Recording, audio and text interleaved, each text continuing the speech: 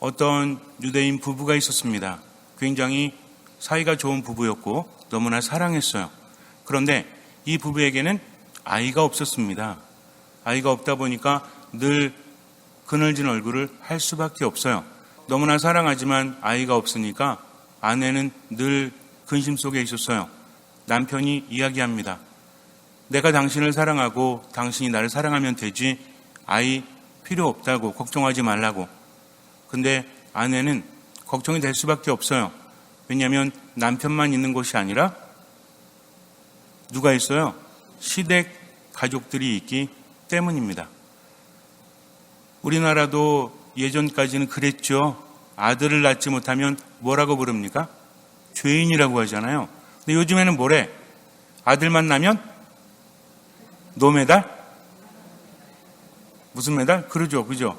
그래서 딸을 낳으면 뭐 금메달이고 아들만 낳으면 무슨 메달 이렇게 이야기하지만 옛날엔 그렇지 않았습니다. 그래서 시집을 갔을 때는 아들을 낳는 것이 가장 큰 바람이었다는 거죠. 유대인들도 마찬가지였습니다. 옛날에도 아들을 여럿 낳으면 이 여인은 굉장히 떳떳하게 당당하게 사람들 앞에 나섭니다. 근데 아이를 낳지 못하면 늘 힘들 수밖에 없다는 거죠. 아브라함의 부인이었던 사라도 마찬가지였죠. 너무나 행복했지만 아들을 낳지 못하니까 어떻습니까? 늘 죄인처럼 살 수밖에 없어서 결국은 어떻게 하죠? 아들을 보라고 자기의 몸종을 남편에게 주지 않습니까?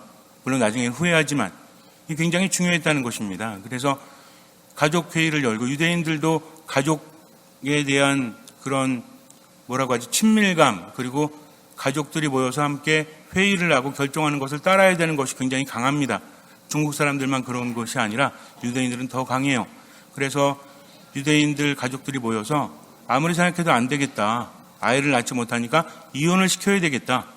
그래서 랍비에게 가서 이제 이혼을 하려고 하는데 남편은 저항을 했습니다. 나는 내 아내를 너무나 사랑합니다. 그러나 어쩔 수가 없어요. 왜냐하면 남편이 아닌 아내를 설득했기 때문에 그래요. 집안의 어른들이 와서 이렇게 이야기합니다. 네가 아이를 낳지 못하니까 네 남편은 더 힘들어질 거야. 무엇이 남편을 위한 것인지 잘 생각해봐. 라고 자꾸 말하니까 어때요? 남편은 버틸 수 있지만 누가 버티지 못합니까? 아내가 버티지 못한다는 거죠. 그래서 어쩔 수 없이 이혼하기로 마음을 먹습니다. 남편이 안 된다고 말했지만 그래도 어쩔 수가 없었어요. 그러다가 이제 이혼을 하는 당일날이 되었는데 밤새 한잠도 자지 못하고 하느님께 기도했습니다. 하느님, 당신은 저를 사랑하시니 좋은 것을 저에게 주십시오. 지금 절망적이지만 그래도 당신만 믿고 살아가렵니다. 의지할 곳은 하느님뿐이 없었기 때문에 그래요. 유대인들에게 있어서 가족이라는 것은 너무나 중요하지만 그러나 그들에게 있어서 더욱더 중요한 것은 야훼 하느님 신앙이기 때문에 그렇습니다. 그래서 하느님께 의지한 채 이혼을 하러 갔습니다. 랍비가 앞에 섰어요. 유대인들은 공동체에 랍비들이 한두 명씩 있습니다. 그래서 집안의 대소사라든지 인생에 중대한 일이 있으면 랍비를 찾아가요. 그 랍비에게 의견을 묻습니다. 랍비는 그것을 듣고 그에게 조언을 해줍니다. 그 조언을 따라서 살아간다는 거죠. 지금도 그래요. 그래서 이스라엘뿐만 아니라 세계 각지에서 유대인들의 공동체가 있으면 거기에 랍비가 한두 명씩 있습니다. 랍비 그러면 어떤 사람인지 아시죠? 율법을 가르치고 또 율법을 준수하게 하는 사람들, 종교적인 지도자들을 말합니다. 이 사람들은 생활의 지도자이기도 해요. 랍비가 앞에 서서 말을 하는데 거기서 말하는 모든 것들은 공식적이 되는 겁니다. 이제 남편이 말을 합니다. 나는 당신을 사랑하지만 어쩔 수 없이 우리가 헤어지지만 내가 당신에게 한 가지를 주겠소. 그러니까 여기서 내가 말하는 것은 반드시 이루어져야 되는 것이고 집이든 무엇이든 당신이 원하는 것 한 가지는 분명히 가져갈 수 있고 아무도 그것을 막을 수 없소 라고 말합니다. 시댁에 있는 어른들도 고개를 끄덕였어요. 그 한 가지는 반드시 가져갈 수 있노라고. 여인이 눈을 감고 한참을 생각합니다. 그리고 기도합니다. 주님, 저의 길을 인도해 주시고 저와 함께 하십시오. 제가 할 수 있는 것은 아무것도 없습니다. 아무리 최선을 다해도 세상에는 한계라는 것이 있습니다. 그러나 당신이 저를 사랑하시는 줄을 제가 압니다. 그저 당신께 맡기겠습니다. 라고 기도합니다. 그리고 말했어요. 당신이 가진 것 중에 제가 원하는 한 가지는 바로 당신입니다. 다른 것은 필요 없습니다. 어떻게 됐을까요? 분명히 지켜줘야 한다고 했습니다. 랍비 앞에서 하는 말은 왜? 하느님 앞에서 하는 말이기 때문에 그래요. 여인은 무엇을 요구했습니까? 남편을 요구했죠. 그러니 어떻게 되겠어요? 이혼식에서 한 가지만큼은 분명히 주겠다고 했고 그 누구도 막을 수 없다라고 했는데 남편을 요구했으니 줄 수밖에 없지요. 그러니 이혼은 성립될 수가 없었습니다. 이후에 아이들을 많이 낳고 행복하게 살았다고 합니다. 참으로 지혜로운 여인이었죠. 아무것도 할 수 없었어요. 절망적인 상황에서도 하느님께 마음을 기울입니다. 그분은 나를 사랑하시는 분, 나를 이끌어주시는 분, 이게 중요하다는 겁니다. 누구나 절망적인 상황에서 희망을 가지려고 그래요. 하지만 인간의 힘에는 한계가 있죠. 우리는 하느님을 바라보는 사람이에요. 포기하지 않고 최선을 다할 때 하느님께서는 길을 열어주신다는 거죠. 하느님께서는 우리에게 지혜를 주십니다. 이 지혜는 분별하는 힘이라고 그래요. 상황을 보고 어떤 것이 옳은 것인지, 내가 무엇을 해야 될지, 이런 지혜를 얻는 사람은 결국 성공하고 행복할 수밖에 없다는 것입니다. 그런데 지혜하면 떠오르는 사람이 누구죠? 세 글자. 솔로몬이죠. 솔로몬은 참으로 지혜로운 사람이었고 그 이전에도 이후에도 그런 사람이 없다라고 할 정도로 하느님께서 그렇게 말씀하실 정도로 지혜로운 사람이었습니다. 이 지혜는 무엇이라 했죠? 분별하는 마음이라고 했습니다. 어떤 상황이나 사람들을 보고 어떻게 해야 되는지를 가려낼 수 있다는 것은 참으로 큰 힘이죠. 솔로몬이 왕이 되었을 때 하느님께서 그에게 나타나셔서 무엇을 원하느냐 한 가지를 주겠다라고 하십니다. 그랬더니 솔로몬이 청한 것이 분별하는 마음이었다는 거죠. 지혜였다는 것입니다. 그런데 하느님께서 뭐라고 하시죠? 참으로 기특해 하시죠. 뭘 청하지 않았기 때문에? 장수를 청하지도 않았습니다. 돈을 청하지도 않았죠. 원수들의 목숨을 청하지도 않고 분별하는 마음을 청했다는 겁니다. 이 세 가지는 굉장히 중요하죠. 왜냐하면 왕이기 때문에 그래요. 이스라엘의 3대 왕으로서 아직은 왕권이 완전히 안정되지 않은 상태입니다. 아버지 다윗이 대단했지만 적들이 있었다는 거죠. 갑자기 왕이 되었기 때문에 이게 처음에 왕부터 아들, 손주 이렇게 이어진 게 아니죠. 처음에 왕이 누구였습니까? 1대 왕이 누구예요? 광개토대왕? 1대 왕이 누구예요? 사울이었죠. 그 다음에 다윗이었죠. 아버지와 아들 관계가 아니라는 겁니다.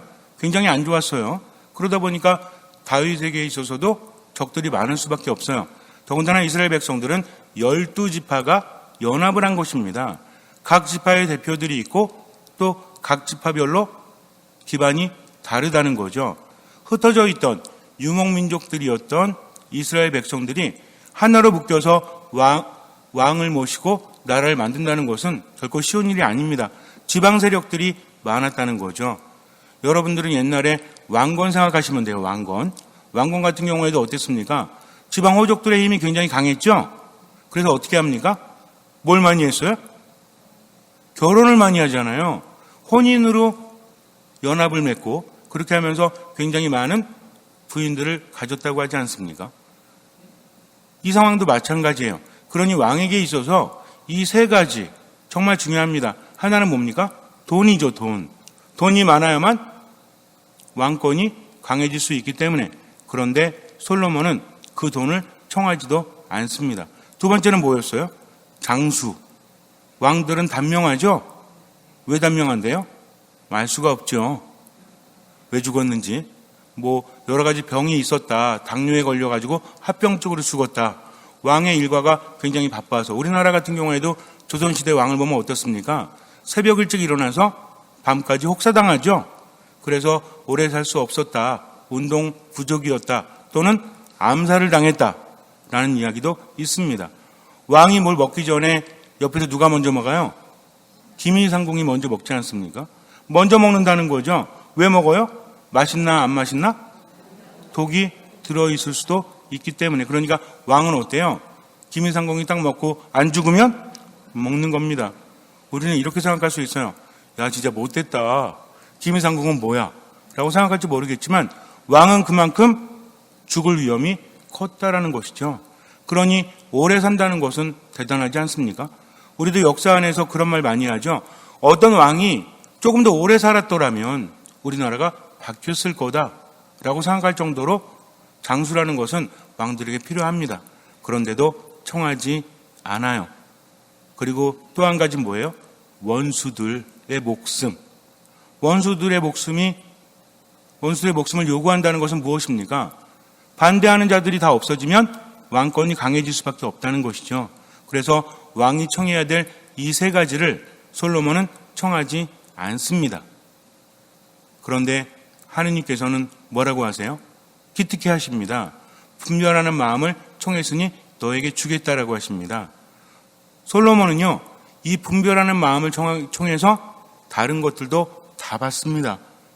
이 분별하는 마음은 어떤 마음이었어요? 듣는 마음이었다는 거죠. 솔로몬이 쭉 이야기하죠. 듣는 마음을 달라고 합니다. 이 듣는 마음이 무엇이었다? 분별하는 마음이었고 지혜였다는 것입니다. 제가 여러분들에게 늘 어떤 거 강조해요? 듣는 마음. 너무나 중요합니다. 듣는 마음을 가진 사람은 신앙 안에서만 성장하는 것이 아니라 일상적인 삶 안에서도 참으로 지혜롭다는 거죠. 지혜를 잃어버리면 세상을 힘들게 살아갈 수밖에 없어요. 아무리 돈이 많아도 지혜롭지 않으면 그 소유의 무게를 감당하지 못합니다. 지혜로운 사람은 모든 것들을 이용할 수 있고 분별할 수 있다는 것이죠. 지혜로운 사람은 상대방의 마음을 헤아릴 수도 있습니다. 지혜로운 사람은 좋은 선택을 하기 때문에 좋은 결과가 나온다는 것이죠. 솔로몬은 이 마음을 청했기 때문에 하느님께 많은 것들을 받아요. 왜냐하면 역대 왕 중에서 가장 부유했기 때문입니다. 무역을 통해서만 우리나라 돈으로 지금 환산하면 9천억 정도를 벌었대요. 9천억이면 굉장히 크죠? 지금 생각하시면 안 된다고 했습니다. 그 시대에 한 3천년도 넘었는데 그 시대에 이스라엘 땅덩어리 거기에 있는 국민들의 수를 생각한다면 9천억이라는 것은 굉장히 큰 거예요. 근데 무엇만을 통해서? 무역만을 통해서 9천억을 벌었다는 거죠. 나머지 국내에서 벌어들인 돈도 상당히 많았다고 합니다. 그러니까 엄청나게 부유했다라는 거죠. 왕권은 또 어땠습니까? 12지파를 하나로 묶었죠. 솔로몬이 어떤 일을 했죠? 예루살렘 성전을 지으죠. 하느님께서 거하실 곳. 성전을 짓는다는 것은 어떤 의미가 있죠? 하느님을 모시는 신앙적 행위이기도 하지만 이스라엘 백성들에게 있어서 가장 중요한 것은 신앙이었죠. 신앙으로 하나를 묶어준다는 것은 뭐가 성장한다는 얘기예요? 왕권이 성장할 수밖에 없다는 겁니다. 이 성전을 누가 졌어요? 솔로몬이 졌죠. 그러니 하느님께 경배를 드리면서 누구를 칭찬하겠습니까? 솔로몬을 칭찬할 수밖에 없죠. 12지파들이 각자가 제사를 드리던 장소가 아니라 이제는 한 곳으로 모였다. 이것은 뭐예요? 중앙 집권적이라는 거죠. 왕권이 성장할 수밖에 없습니다. 또 솔로몬은요, 부인만 1000명이 넘었다고 합니다. 갑자기 놀라고 그러세요. 1000명이면 좋은 거예요, 안 좋은 거예요? 우리 총회장님이랑 얘기했는데 1000명이면 얼굴이 기억이 날까요? 부인들 기억이 날까요? 라고 말했는데 결혼식만 1000날을 했다? 3년이 훨씬 넘는 건데 물론 한 번에 2-3명과 할 수도 있겠지만 이 중에서 700명은 왕족들입니다. 나머지 300명은 그냥 왕족이 아니에요. 누굴 더 사랑했는지 모르겠지만 어쨌든 우리 형제님들 부인이 1000명이면 어떨 것 같아요? 정신없겠죠. 그런데 이 중에는요, 대단했던 여인들이 굉장히 많습니다. 특히 이집트의 공주도 와요. 이집트는 철저한 근친혼이었다고 합니다. 자기들 가족들이 아니면 결혼시키지 않았다는 거죠. 왜 근친혼을 하죠? 우리가 가끔 그러죠. 아유, 어떻게 근친혼을 하고 그래. 근데 근친혼이라는 것은 무엇입니까? 보호막이죠. 어떤 보호막이에요? 왕족들을 보호하기 위해서, 다른 시가 섞이지 않게 하기 위해서 자기들만의 세력을 넓혀가는 겁니다. 굉장히 폐쇄적이고 보수적일 수밖에 없어요. 그런데 솔로몬에게 시집을 보냅니다. 뭘 의미합니까?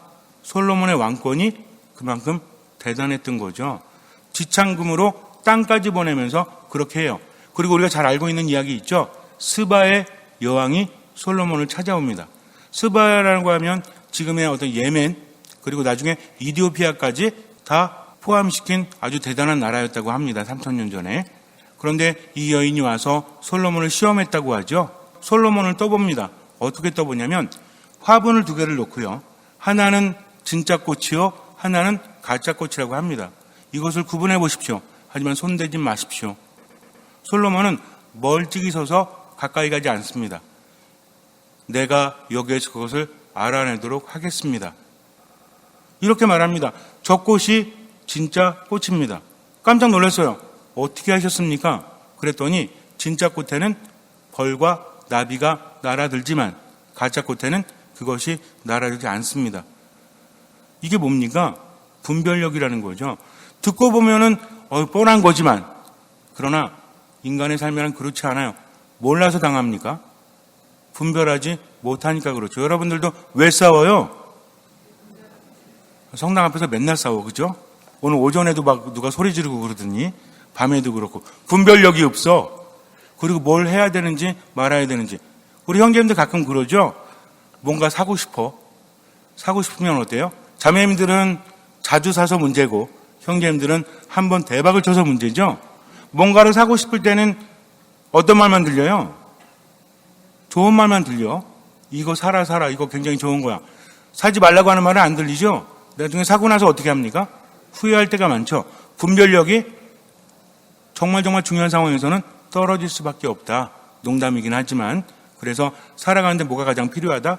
분별력이 가장 필요하다는 거죠. 이 스바의 여왕이 그렇게 시험하고 나서 향료를 거래를 합니다. 향료라는 것은 당시 굉장히 중요했어요. 이것으로 나중에 화장품도 만들고 이렇게 되지만 하느님께 제사를 바칠 때도 향료가 필요했기 때문입니다. 그렇게 무역에 성공하고 나서 스바의 여왕이 돌아가는데 솔로몬의 아이를 낳았다고 합니다. 메넬리크 1세라서 이디오피아의 황제가 돼요. 그래서 많은 땅을 차지하게 됩니다.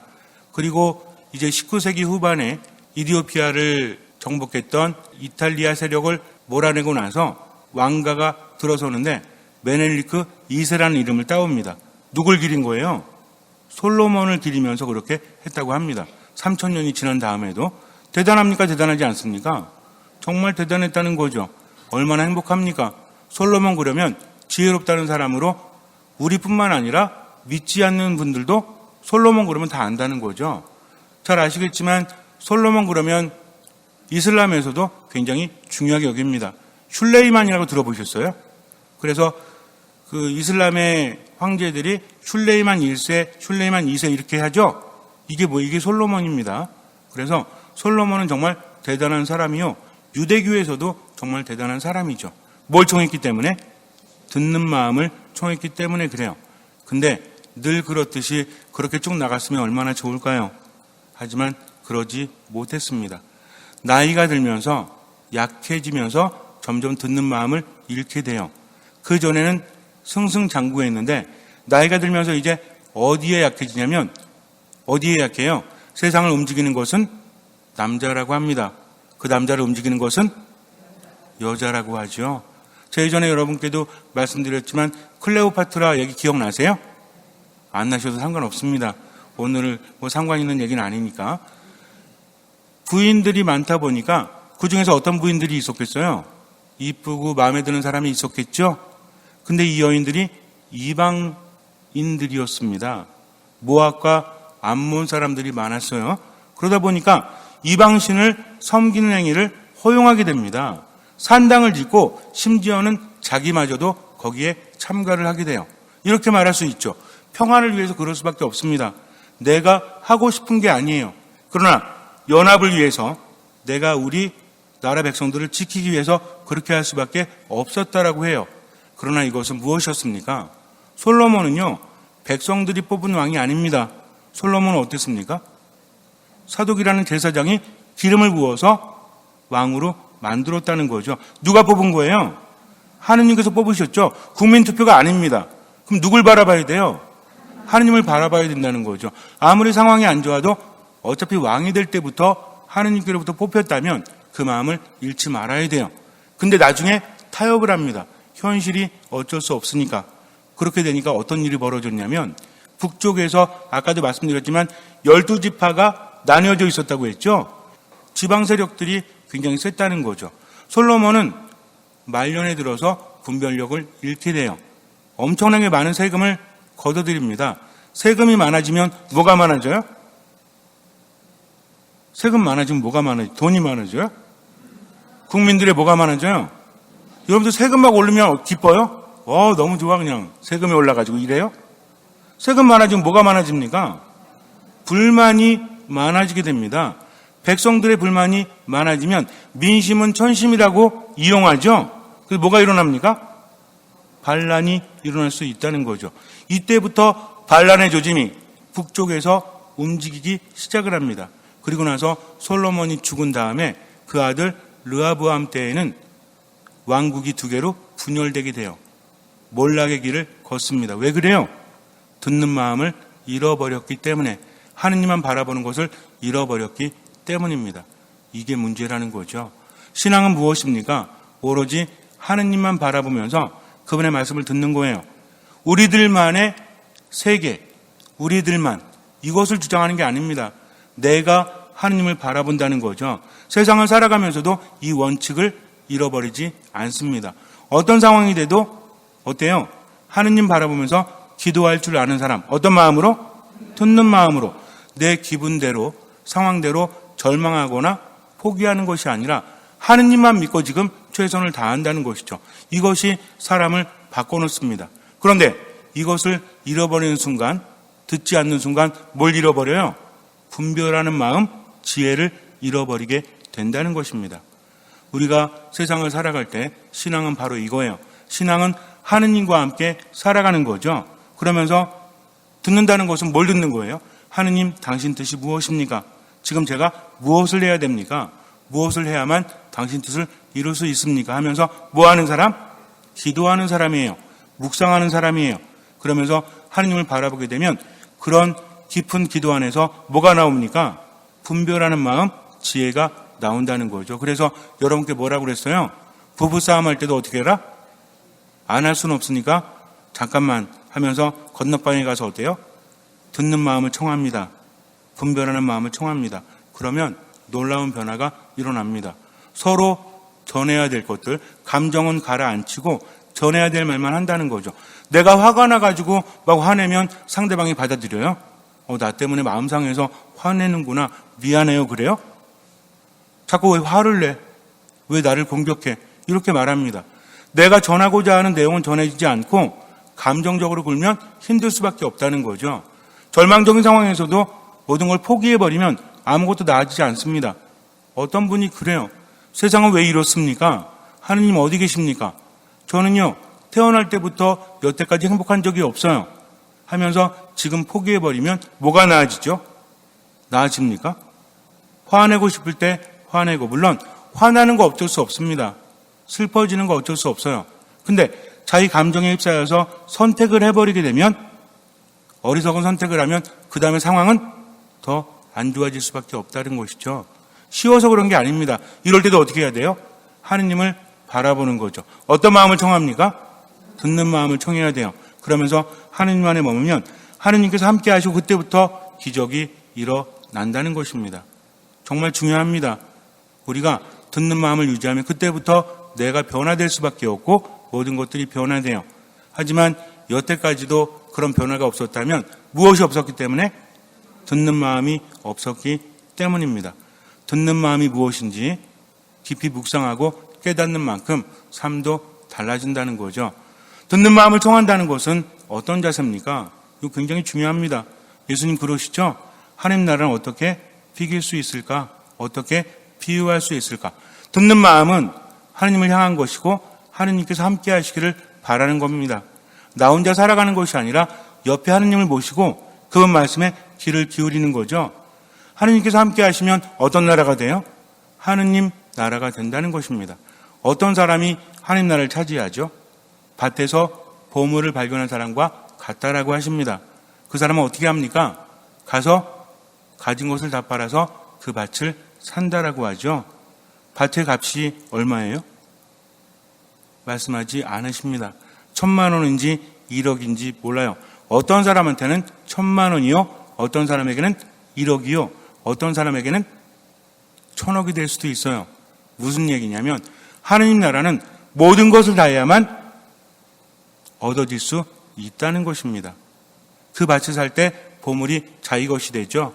참고로 말씀드리자면 이 사람이 밭에 있는 보물을 발견했을 때 밭을 산 이유는 뭐냐면 주인이 모르기 때문에 그래요.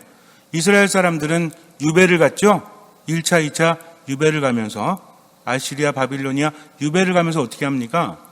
자기들이 금세 돌아올 줄 알고 귀중한 재산을 어디다 숨겼어요? 은행에 맡겨요? 그때 은행이 어디 있습니까? 땅에 묻어놓고 갔다는 거죠. 근데 못 돌아왔어요. 땅의 주인은 바뀝니다. 이 주인은 몰라요. 근데 어떤 사람이 알았어? 일하는 사람이 알죠? 밭에서 일하다가 뭐 이상해서 파보니까 뭐가 있어? 보물이 있죠? 그럼 어떻게 해야 돼? 가서 주인에게 알려요? 가서 가진 것을 다 팔아서 그 밭을 삽니다. 즉 보물도 그 사람 것이 된다는 거죠. 무슨 얘기인지 아십니까? 알아보는 사람만 하나님 나라를 발견할 수 있다는 겁니다. 그리고 모든 것을 다해야만 그것을 살 수 있다는 거죠. 선택입니다. 내가 살아가면서 최선을 다해서 하느님께 귀를 기울이고 그분의 뜻을 추구하는 사람은 모든 것을 다 파는 거죠. 자기 목숨마저 내려놓는 겁니다. 예수님 뭐라고 하셨어요? 자기 자신을 온전히 버리고 자기 목숨마저 미워하지 않으면 내 제자가 될 수 없다라고 하십니다. 그분을 따라가려면 모든 것을 다 그분께 봉헌해야 한다는 거죠. 돈 바치라는 얘기가 아닙니다. 내 삶의 모든 것을 하느님께 봉헌할 수 있는 것. 내 뜻대로가 아니라 하느님의 뜻대로 먼저 기도할 수 있는 것을 의미해요. 그리고 그것을 선택할 수 있는 것을 의미한다는 거죠. 이렇게 살면 어떻게 됩니까? 하느님께서 함께 하시니까 뭐가 일어나요? 기적이 일어나요. 그런데 뭘 잃어버리면? 듣는 마음을 잃어버리면 솔로몬의 노년처럼 힘들어질 수밖에 없어요. 왜? 하느님께서 함께하지 않으시니까. 잠시 눈을 감으세요. 신앙인은 어떤 사람이죠? 하느님과 함께하는 사람입니다. 미사를 봉헌하고 말씀을 묵상하고 기도를 할 때 그분께서 나와 함께 하심을 깨닫는 사람이에요. 어떻게 합니까? 듣는 마음을 청한다는 거죠. 주님 말씀하십시오. 제가 듣고 있습니다. 하면서 기도하면 그분이 무엇을 주십니까? 분별하는 마음, 지혜를 주신다는 거죠. 지혜가 없는 사람은 아무리 많은 소유를 거둬들인다고 할지라도 행복할 수 없습니다. 지혜가 있는 사람은 분별하는 마음이 있기 때문에 행복할 수 있습니다. 이 모든 것은 듣는 마음을 청하는 데서 나온다는 것을 잊지 마세요. 지금 이 순간 주님께 듣는 마음을 청하십시오. 주님께서는 그 믿음을 보시고 우리 삶에 놀라운 기적을 일으켜 주실 것입니다. 아멘.